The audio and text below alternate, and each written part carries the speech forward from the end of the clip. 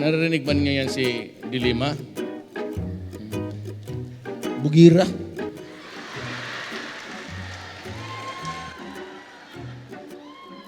Inimbestigahan niya ako, sabi niya, paek-ek yan eh.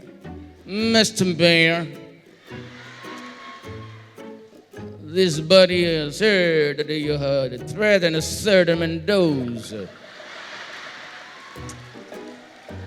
And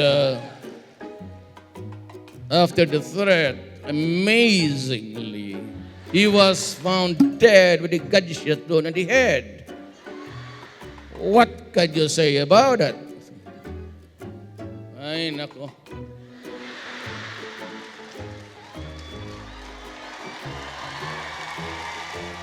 Ito si Dilima, malaala ko ito, dating kami sa Davao 1949.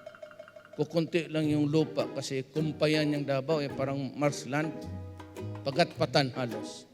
Yan Davao is a product of, yung ano yan, pag magbahay ka, dagdagan mo ng sand and gravel. Ganun na sa Davao noon.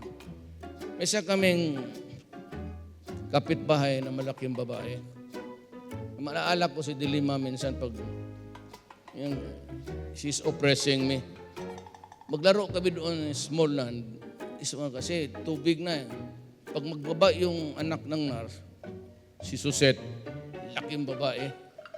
Pinag-uupakan, pinagsuntok, pinapaalis kami kasi mag-skipping rope sila. Doon kami sa tabi, tubig na. Tapos minsan, lumaban talaga ako, sinipa niya ako dito sa, ayan, sakit. Kaya, magtakbo ako ng malayo, kasi malaking babae, ginaganon yung tainga na, sabi ko sa kanya, Susit! Susit! Kunyari niya ako narinig, Susit!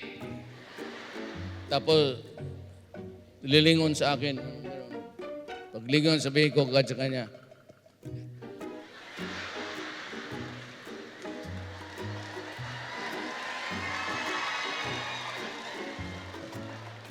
kalagot.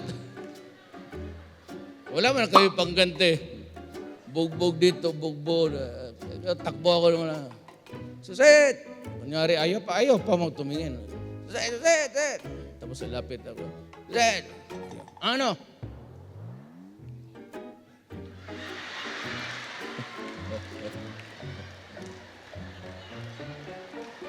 Kayo na ho mag-interpret ng ano sinasabi ko.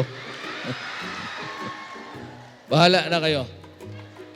Do not interpret it in the worst of the meaning because nandyan si pastor. Total yun namang read my lips. Pwede namang, kumusta ka?